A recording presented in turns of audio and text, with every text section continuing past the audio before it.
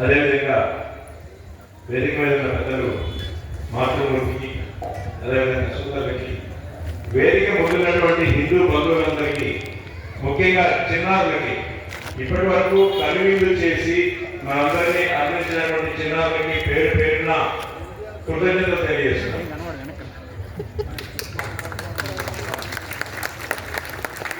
ఎందుకు వచ్చాం మనందరూ ఇక్కడికి? మనందరూ ఇక్కడికి ఎందుకు వచ్చాం? కాదు, చక్కటి భోజనాలు అదే చేసుకుంటారు. తెలుసా, మీకు చెప్పారా భోజనాలు ఉన్నాయని? అందుకే కదా మనం వచ్చింది. భోజనాలు ఉన్నాయని చెప్పారు కదా. మనందరం హిందూ సమ్మేళనానికి వచ్చాం. ఎందుకు మనకి? ఎందుకు హిందూ సమ్మేళనం? ఎందుకు మనకి? కానీ ఈరోజు ఆదివారం సాయంత్రం చక్కగా రోడ్డు తిరగాలి. విజయవాడలో రోడ్డు ఖాళీ అయిపోయినాయి, అందరు ఇక్కడే ఉన్నారు. ఇలాంటి సమ్మేళనాలు విజయవాడ ఈరోజు చాలా జరుగుతున్నాయి. ఎందుకు? మన సమయాన్ని వృధా చేస్తున్నారు కదా ఈ నిర్వాహకులు. చక్కగా ఈరోజే మనకి ఇంట్లో దొరికేది బయట తిరగడానికి మగాళ్ళు అని ఎందుకు కూర్చోబెట్టారు? మనం ఆలోచించాలి. మనం హిందువులందరూ కూడా కలవాలి, హిందువులందరూ కలిసి కూడా మాట్లాడుకోవాలి. రోజు ఇంట్లో ఉన్నటువంటి విషయాలు, సమాజంలో ఉన్నటువంటి విషయాలు, మన యొక్క భావి తరాలకి బాధ్యత వేయాల్సిన విషయాలు ఏవైతే ఉన్నాయో అవన్నీ కూడా మనం కలిసి మాట్లాడుకోవాలి, కలిసి మన యొక్క సమాజాన్ని పరిరక్షించుకోవాలి అనేటటువంటి ఒక విషయం కోసమే ఈ రోజున ఇలాంటి హిందూ సమ్మేళనాలు దేశవ్యాప్తంగా 1,00,000 హిందూ సమ్మేళనాలు జరుగుతున్నాయి.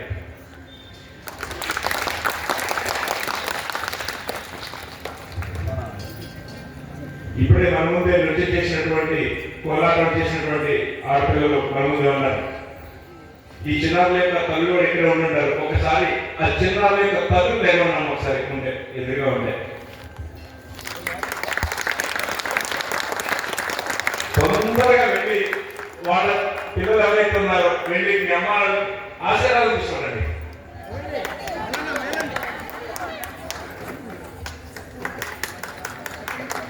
మనము మన యొక్క పరంపరలో మాతృమూర్తి యొక్క స్థానం ఎక్కడుందండి? మొదటి స్థానం. మాతృదేవో భవ లేదా చెప్తాం. కానీ మాతృదేవో భవ, పితృదేవో భవ, ఆచార్య దేవో భవ మర్చిపోయాం. అతిథి దేవో భవ అనేసాం. ఈ ముందున్నటువంటి ఈ 3 దేవోభావాలకి విలువ లేకపోతే శివుడు ఉన్నటువంటి అతిథి దేవోభావం విలువించి ఎక్కడో ఉన్నటువంటి వారిని తీసుకొచ్చి ముక్కు మొగ తెలియని వారికి స్థానం ఇచ్చి మన మాతృమూర్తుల్ని, మన మాతృస్థానంలో ఉన్నటువంటి మన పిల్లల్ని పరంగా పెడుతున్నాం. ఆలోచించండి మీరు. అతిథి దేవో ఎప్పుడు కావాలి మనకి? అతిథి దేవుడే. ముందున్నటువంటి మాతృదేవో భవ, పితృదేవో భవ, గురుదేవో భవ ఎవరైతే ఉన్నారో వాటన్నిటిని ఆచరించేవాడు అతిథి ఉండాలి. మన అతిథికి గుణాలు లేకపోతే అలాంటి అతిథికి మనం ఆశ్రయిద్దామా? ఆలోచించండి. ఉదయం లేచిన దగ్గర నుండి మన ఇంట్లో వచ్చే పని చేసేటటువంటి పని వాళ్ళ దగ్గర నుండి కూడా రాత్రి మన పాప ఇంటికి వచ్చేటప్పుడు స్కూల్ నుంచో, ట్యూషన్ నుంచో, లేకపోతే మన ఇంట్లో ఉన్నటువంటి ఆడపిల్ల ఉద్యోగం చేసి ఇంటికి వచ్చేటప్పుడు దింపేటువంటి ఆటో వారు కూడా మనం ఆలోచిస్తున్నామా? ఎవరితో వెళ్తున్నారు? ఎవరు మన ఇంటికి వచ్చి పనిచేస్తున్నారు? ఆలోచిస్తున్నామా? అంత సమయం మనకు ఉందా? అమ్మ వంట ఉండకపోతే బ్లింకిట్, నాన్న కూరగాయలు తాగకపోతే జొమాటో. అదే కదా ఈరోజు జొమాటో వాడి కన్నా అమ్మ ముఖ్యం కాదు. జొమాటో డెలివరీ ఇచ్చేవాడు ఎవడొస్తాడో తెలియదు, వాడు ఏమంటాడో తెలియదు, కానీ ఇంట్లో ఉన్న టమాటాలు మాత్రం కుళ్ళి. ఆలోచించండి.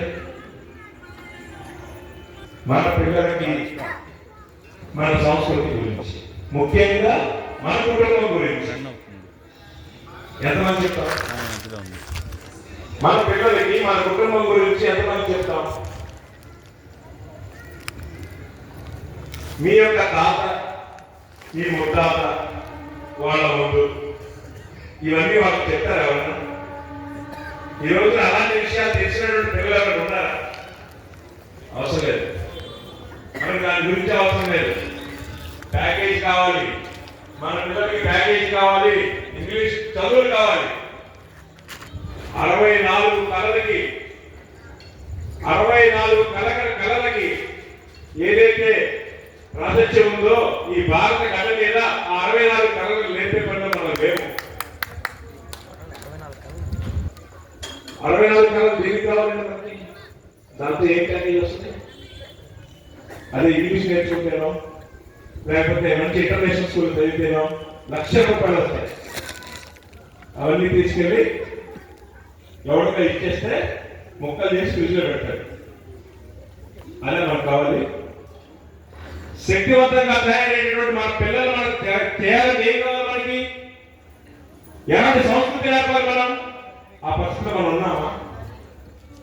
మన పిల్లలకి ఆక్సిజన్ ఇవ్వాలి, ఆస్తులు కాదు.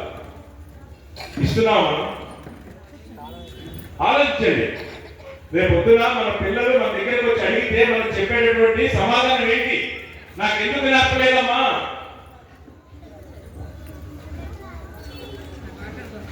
ఒక చిన్న కథ చెప్తాను మీకు. ఒక కోర్టులో ఒక నేరస్తుడికి జడ్జి శిక్ష విధించాడు. ఆ నేరస్తుడికి శిక్ష విధించిన తర్వాత ఆ నేరస్తుడు నాకు చివరి కోరిక ఒకటి ఉందండి అంటే, సరే చెప్పి తీసుకోండి. మా పిన్ని ఉంది కదా ఇక్కడ, మా పిన్నికి ఒకసారి మాట్లాడాలి అంటే. వాడు చేసిన నేరం ఏంటంటే దొంగతనం. పిన్నిని పిలుస్తారు అక్కడికి. దగ్గరికి రాపింది, బాగా దగ్గరికి రాపింది, బాగా దగ్గరికి రాపింది, నీతో చివరిలో ఒక విషయం చెప్పాలి. దగ్గరకు వచ్చిన తర్వాత వాడు ఏం చేస్తాడంటే పిన్ని చెవి కొరికి పడేస్తాడు. ఏంటి నన్ను ఎలా చేశావు? ఏంటి నువ్వు ఎలా చేశావంటే, పిన్ని ఆ రోజులు నేను తెచ్చినటువంటి రోడ్డు మీద దొరికినటువంటి వస్తువు ఏదైతే ఉందో అది తెచ్చి ఇస్తే చాలా బాగుంటుంది అని చెప్పి లోపల పెట్టావు. నాకు ఆ రోజు అలవాటు అయింది ఈ దొంగతనం. నన్ను మెచ్చుకున్నావు నువ్వు, కానీ ఈ రోజు ఈ శిక్ష అనుభవిస్తున్నాను నేను. ఈ శిక్ష కారణం నువ్వే కదా పిన్ని అని చెప్పి ఆ రోజు అదే చెప్తాడు. అంటే మన పిల్లలకు మనం ఏం నేర్పుతున్నాం? మన పిల్లలకి మనం నేర్పేది ఏంటి? సంస్కృతి నేర్పుతున్నామా? రేపు ఆ ఇప్పుడు నేర్చుకునేటువంటి సంస్కృతి ఏదైతే ఉందో, విసంస్కృతి ఏదైతే ఉందో, దీనికి అలవాటు పడ్డటువంటి మన పిల్లలు భవిష్యత్తులో ఇబ్బందులు ఎదుర్కొంటే ఆ రోజున దానికి కారణం మనం కాదా? ప్రతి ఒక్క తల్లిదండ్రులు ఆలోచించాలి. ఈరోజు మనం చూస్తున్నాం, ఎన్నో వికృతులు చూస్తున్నాం. పొంచి ఉన్నాయి, ప్రమాదం పొంచి ఉంది, ప్రమాదాలు జరుగుతూ ఉన్నాయి. ప్రతిరోజు పేపర్లో చూస్తాం, ప్రతిరోజు న్యూస్లో చూస్తున్నాం. ఇలాంటి వాటిని అరికట్టాలంటే తల్లిదండ్రుల యొక్క క్రమశిక్షణ, తల్లిదండ్రుల యొక్క ఆలోచన, సమాజం అంతా కలిసి నిర్ణయం తీసుకోవాల్సినటువంటి విషయాలు. ఇలాంటి సమ్మేళనాలు ఒకటి గుర్తుపెట్టుకోండి. ఇందాక చెప్తున్నాం మనం, గడప లోపల కులం, గడప దాటితే హిందువులం. నిజంగా అండి, కులం మీద ఎంతమంది ప్రేమ ఉంది చేరుతుంది? నిజంగానా? నిజంగానా? ఏమండి, కులం అనేది కూడా అబద్ధం. మీ ఇంటి పక్కన నీ కులవాడిని నువ్వు ప్రేమించవు, మీ ఇంట్లో ఉన్న నీ సొంత కులవాడిని నువ్వు ప్రేమించవు, ఎక్కడో కులవాడి గురించి ఆలోచిస్తావే. నిజమాండి ఇది? స్వార్థం. కులం లేదు, కులాన్ని కూడా స్వార్థానికి ఉపయోగించారు. ఎక్కడుంది?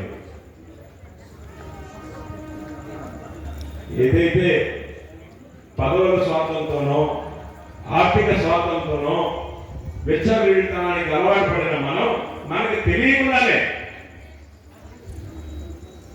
కులం అనే ముసుగులో, మతం అనే ముసుగులో మన సంస్కృతిని నాశనం చేసుకుంటున్నాం మనం.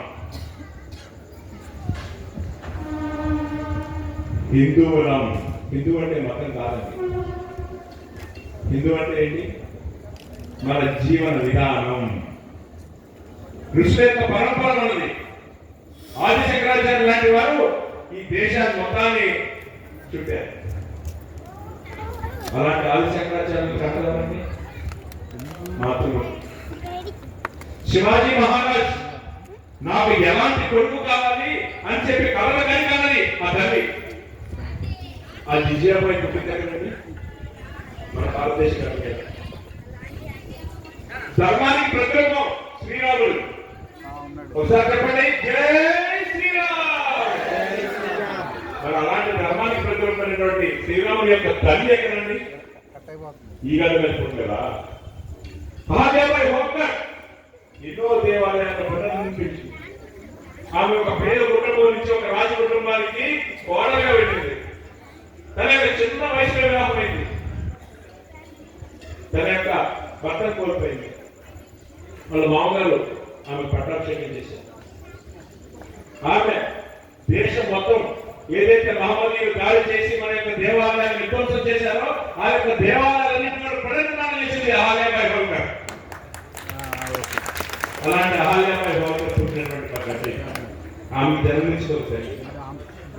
అంటే మన దేశం యొక్క తత్వం ఏంటి? మాతృతత్వం.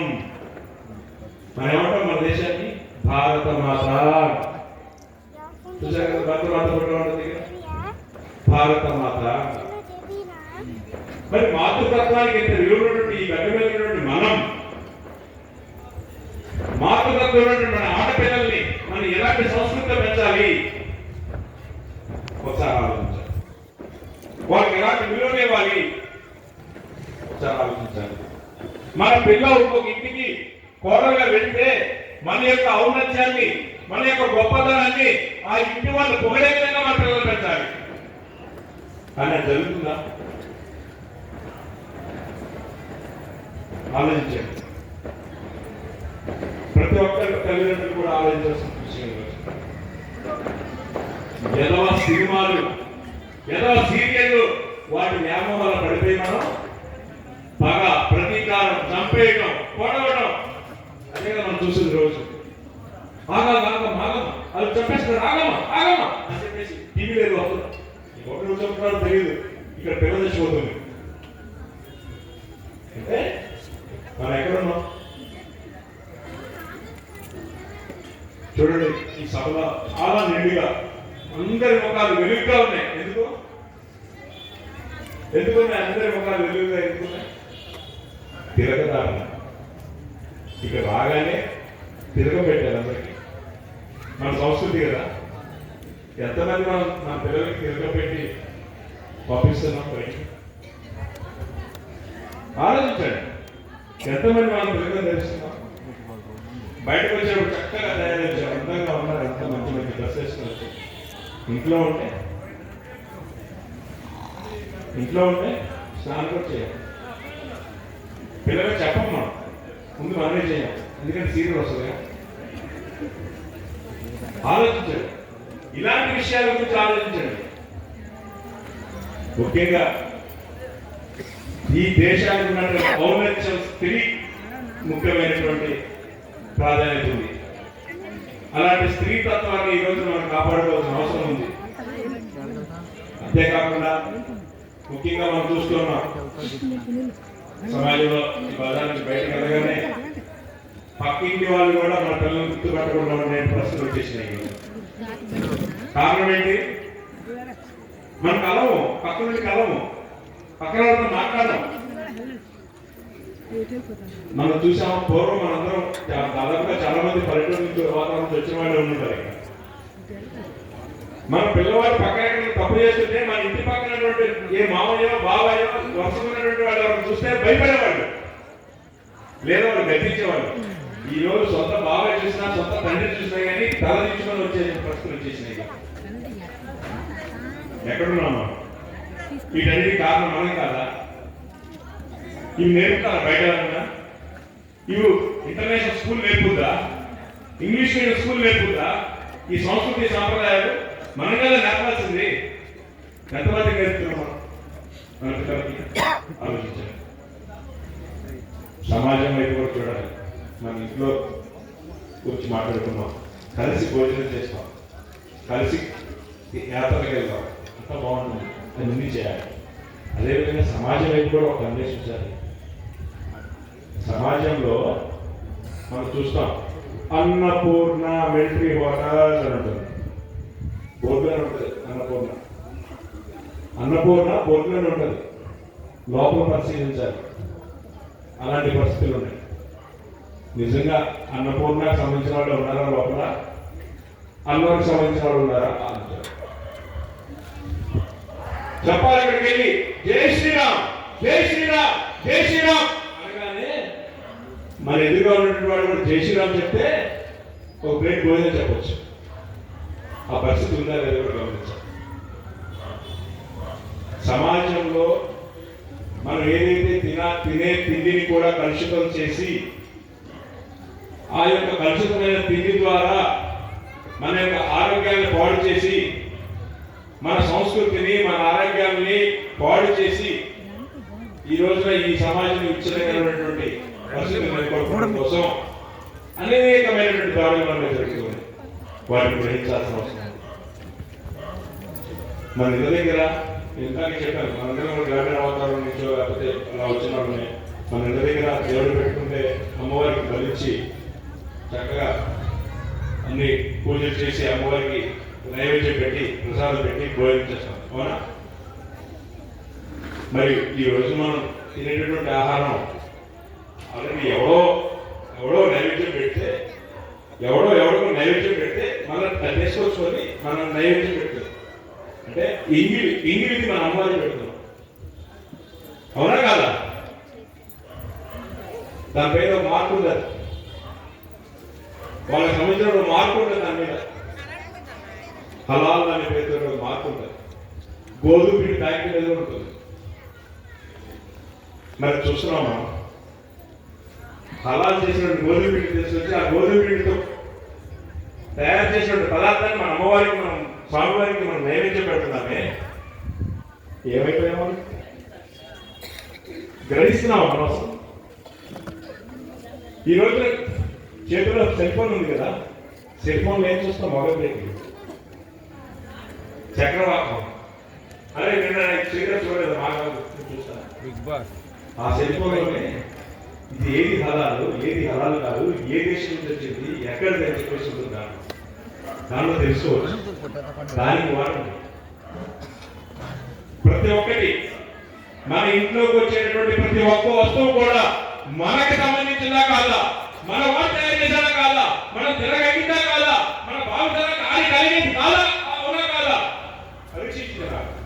పరీక్షించుకోవాలి. మనం కష్టపడి సంపాదించినటువంటి ప్రతి ఒక్క రూపాయి మనకి చెందాలి, మన సమాజ అభివృద్ధి కోసం పాటుపడే వారికి చెందాలి అనే విధంగా ప్రతి ఒక్కళ్ళు ఈ రోజు నుంచి ఆ విధంగా ఉండాలని చెప్పేసి కోరుకుంటున్నాం. ముఖ్యంగా నేను చెప్తున్నా, ఈ యొక్క మనం ఖర్చు పెట్టేటువంటి పైసలు మనం కష్టపడి మన పిల్లల కోసం, మన భవిష్యత్తు తరాల కోసం కష్టపడి ఏదో ఒక సైకిల్ కొని పెట్టాం, లేకపోతే ఏదో ఒక వస్తువు కొని పెట్టాం, ఒక టీ పొడి పట్టుకున్నాం ఇంట్లో. దీని మీద వచ్చేటువంటి ప్రతి ఒక్క రూపాయి దేనికి ఉపయోగిస్తున్నారు వాడు, అది గ్రహించాలి. ఉదయాన్నే ఆదివారం అవగానే మనం చికెన్ కొట్టు దగ్గరికి వెళ్ళి లైన్లో నిలబడతారు. ఆ చికెన్ కొట్టులో చికెన్ ఎక్కడి నుంచి వస్తుంది? వాడు ఉమ్మేసి చికెన్ నరికి పంపిస్తే మనం ఉంటుంది. ఇంగిల్ కదా మనం తినేది. అమ్మా మన ప్లేట్లో ఉన్న మూస్తే మనం భోజనం చేస్తామా? మనం ఏం చేస్తాం? ఆలోచించండి. మార్పు మొదలవాలి. మార్పు ఎప్పుడు మొదలవుతుంది? తీసుకునే వాటిలో ఉన్నప్పుడు మార్పు ఆపేవాడికి అమ్మేవాడు. మనుషులు అవన్నీ మనలే, కానీ మనల్ని కూడా దానికి అనుకూలంగా తయారు చేశారు.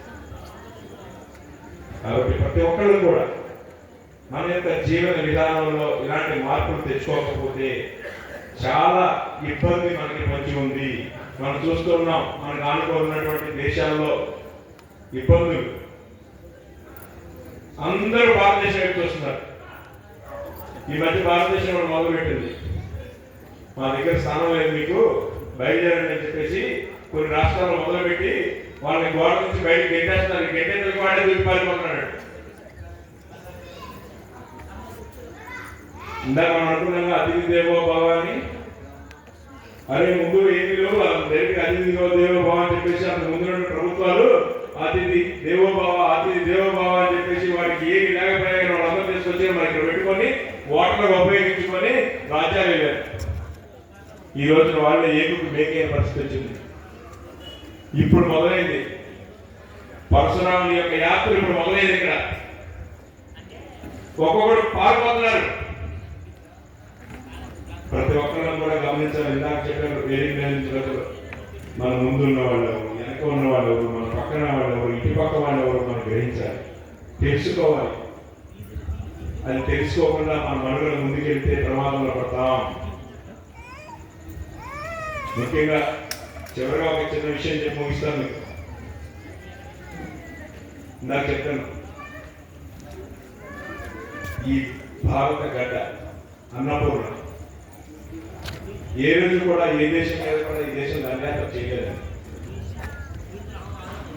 ప్రపంచంలో ఉన్నటువంటి దేశాలలో ఏ దేశమైనా కూడా దాడికి గురైనటువంటి ఏ దేశమైనా కూడా దాని మీద దాడి జరిగితే వారం రోజుల్లో, నెల రోజుల్లో, ఒక సంవత్సరంలో దాడి జరిగితే పూర్తిగా దేశం కనుమరుగైపోయింది. కానీ ఈ దేశం మీద కొన్ని శతాబ్దాలుగా దాడి జరుగుతూనే ఉంది, కానీ నిలబడి ఉంది. కారణం ఏంటి? మన సంస్కృతి. మన సంస్కృతి లేదు. మన కూడా బానిసత్వంలోకి వెళ్దామా? బానిసత్వంలోకి వెళ్ళకుండా ఉండాలంటే మనం ఆలోచించాల్సిన విషయాలు మనం చెప్పుకున్నాం కదా. కానీ ఇదే దేశం ప్రపంచంలో ఉన్నటువంటి 750 కోట్ల మంది యొక్క బాగు కోసం ఆలోచిస్తుంది. ఈ రోజున విశ్వ గురువు స్థానంలో ఉంది. ఈ రోజున మన భారతదేశం కరోనా వస్తే మన భారతదేశం నుండి కొన్ని వేల కోట్ల రూపాయలు విలువైనటువంటి కరోనా మెడిసిన్ మనం ఫ్రీగా ఇచ్చాం ప్రపంచానికి. స్వామి వివేకానంద చికాగో వెళ్ళారు, నాసలోకి. వాళ్ళు చెప్తూ ఉంటారు, స్వామి దగ్గర ఇద్దరు పరిచయం చేసుకునేటప్పుడు చెప్తూ ఉంటారు, నేను ఎక్కడి నుంచి వచ్చాను అంటే అప్పుడు భారతదేశానికి పెద్ద లేదు, ఎందుకంటే మనం స్వతంత్రం లేదు మనకి, మనం అప్పుడే దండయాత్రతో ఇబ్బంది పడుతూ ఉన్నాం, బానిసత్వంలో ఉన్నాం. కానీ స్వామి వివేకానంద చక్కగా చెప్తారు, ఎక్కడి నుంచి వచ్చానంటే సున్నా కనిపెట్టినటువంటి దేశం నుంచి వచ్చాను నేను. సున్నా లేకపోతే విలువ లేదు కదా. అలాంటి సున్నా కనిపెట్టినటువంటి దేశం నుంచి వచ్చాను నేను. ప్రపంచానికి శాస్త్ర సాంకేతిక రంగాలను అందించినటువంటి దేశం నుంచి వచ్చాను నేను. ఎందుకంటే పురాణాలను మనం చూసాం, పుష్పక విమానాలు. ఇప్పుడున్నటువంటి విమాన సాంకేతికత మనం పురాణాలను చూసాం. ఆ పురాణాల ఆధారంగానే ఈ రోజున ప్రపంచంలో విమానాలు తిరుగుతున్నాయి. కానీ దాన్ని వక్రీకరించినటువంటి చరిత్రను చదువుకుంటూ ఉన్నాం. ఆ చరిత్రను కూడా మార్చే పరిస్థితి జరుగుతూ ఉంది. అదే కాకుండా వైద్య శాస్త్రం ప్రపంచానికి ముందుగా వైద్య శాస్త్రం అందించినటువంటి దేశం నుంచి వచ్చా నేను. ఆయన చెప్పలేదు నేనే భారతదేశంలో ఉంటుందని పక్కన అక్కడి నుంచి వచ్చాను నేను చెప్పలేదు. ఆయన మన యొక్క సంస్కృతి సాంప్రదాయాలు, మన దేశం యొక్క గొప్పతనాన్ని అక్కడ ఉన్నటువంటి ఇతర మత పెద్దల దగ్గర, ఇతర ప్రపంచ పెద్దల దగ్గర నిలబడి చెప్పాడు, పరిచయం చేశాడు దేశాన్ని. అలాంటి ఆవిష్కరించినటువంటి మహానుభావులు పుట్టినటువంటి ఈ దేశంలో మనం పుట్టడమే కాదు, ఈ యొక్క మానవ జన్మ అనేది ఒకటే ఉంటుంది, అదే పవిత్రమైనది. ఈ యొక్క మానవ జన్మ పవిత్రమైనటువంటి మానవ జన్మని కలుషితమైనటువంటి ఇలాంటి విషయాలతో ముందుకు పోదామా? సరైన మార్గంలో నడుపుకుందామా? కాబట్టి ప్రతి ఒక్కరు కూడా సమాజంలో మన యొక్క భవిష్యత్తు తరాలు, మన యొక్క ఈ హిందూ మతం, మన యొక్క దేశం ఏదైతే విశ్వగురు స్థానాన్ని చేరాలో ఆ చేరేదానికి కావాల్సినటువంటి సాంప్రదాయాలు, సంస్కృతిని మనందరం కూడా పెంపొందిస్తారని కోరుకుంటూ సెలవు తీసుకుంటున్నాను. భారత్ మాతాకి. ఈ రోజు మన కార్యక్రమాన్ని చేసిన ముఖ్య